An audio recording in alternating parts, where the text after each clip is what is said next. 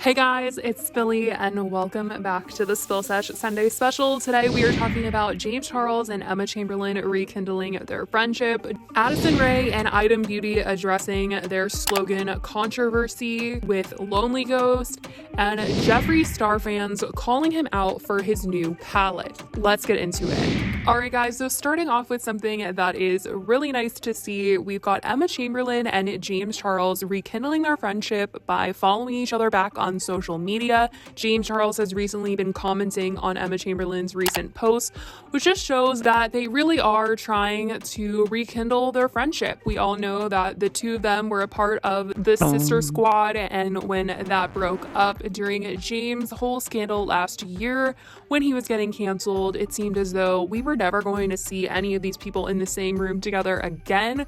But honestly, I believe that these two truly came together at Laray's birthday at the Hype House a few weeks ago. If you guys remember, this party made headlines. Everyone was upset that they threw this party during a pandemic, and James Charles and Emma Chamberlain were both in attendance. And honestly, I haven't seen them in the same room together in a very long time.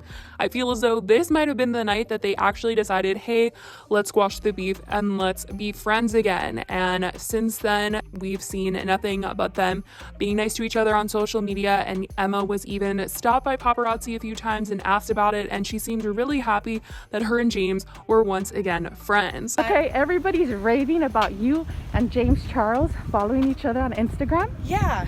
So did you guys rekindle your friendship?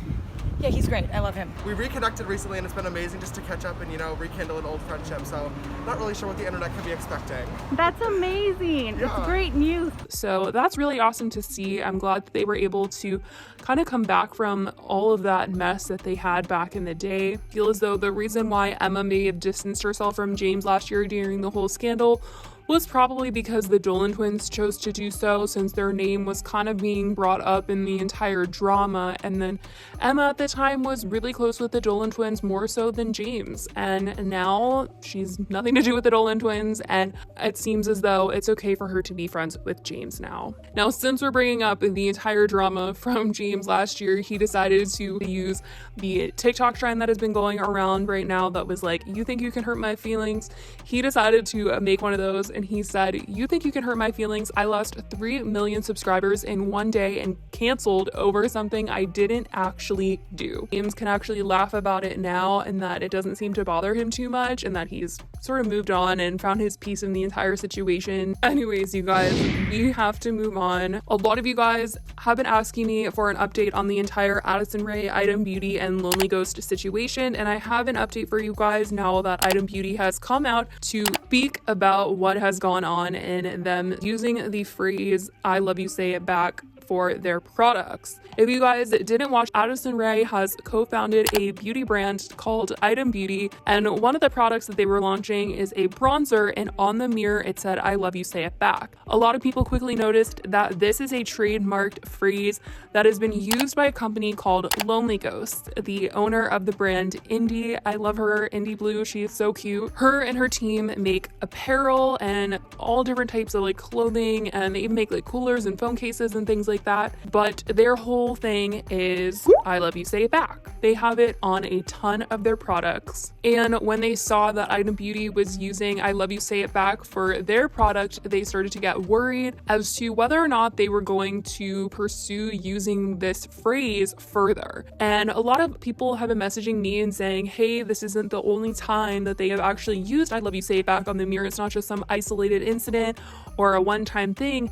Actually, on their PR packages that they sent out, they had a little card inside that said "I love you, say it back." Plus, they requested to trademark the statement "I love you, comma, say it back." So a lot of people got a stronger feeling that they really were going to use this as their slogan for this whole brand. Now, Item Beauty has since come out and they have tried to address the situation. They said, "At Item, we support, lift up, and foster a community of positivity," the statement said.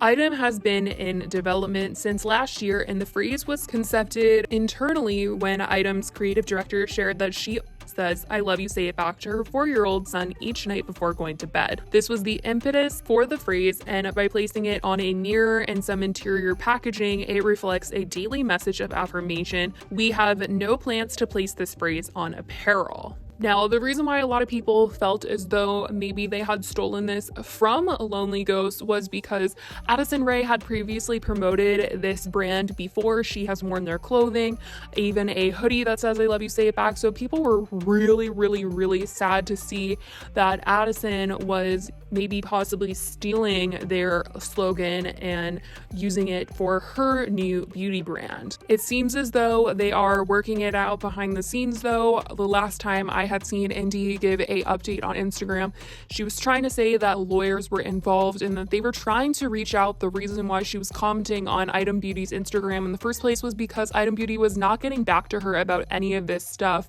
So now that they have come out and said that they are not going to be releasing apparel with "I love you, say it back" on it, I'm sure she has a little bit more peace of mind, and this definitely means that they are aware of the situation. And anyways, guys, let's move on to a business that a lot of people are really frustrated with.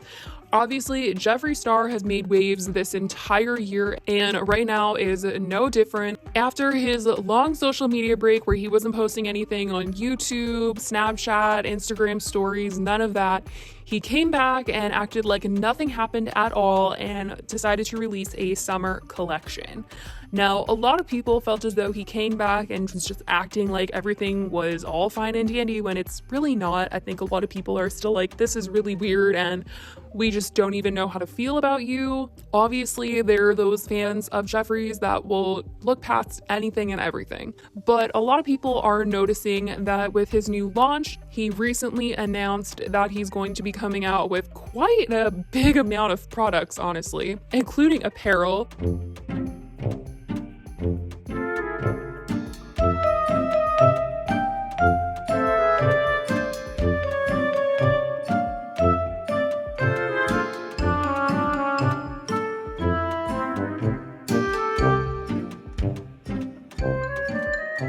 The palette specifically is what is causing a lot of controversy, and obviously Jeffree does stuff to make some noise in the community. I feel like he does a lot of things for attention and he does a lot of things for shock value, but sometimes it really can bite him, and a lot of people feel as though this is definitely one of those situations.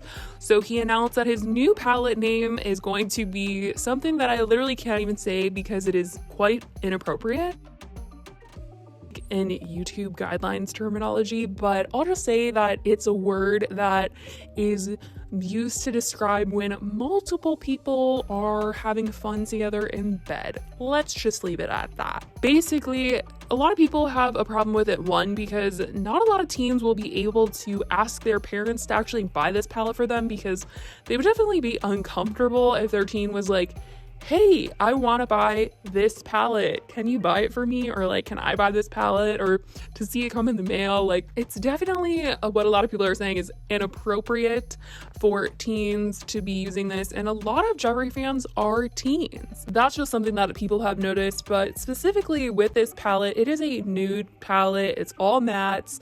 A lot of people are saying the colors look the same, but specifically one of the colors people have an issue with, and it is this dark color, second row from the bottom, and the shade name is Craving Chocolate.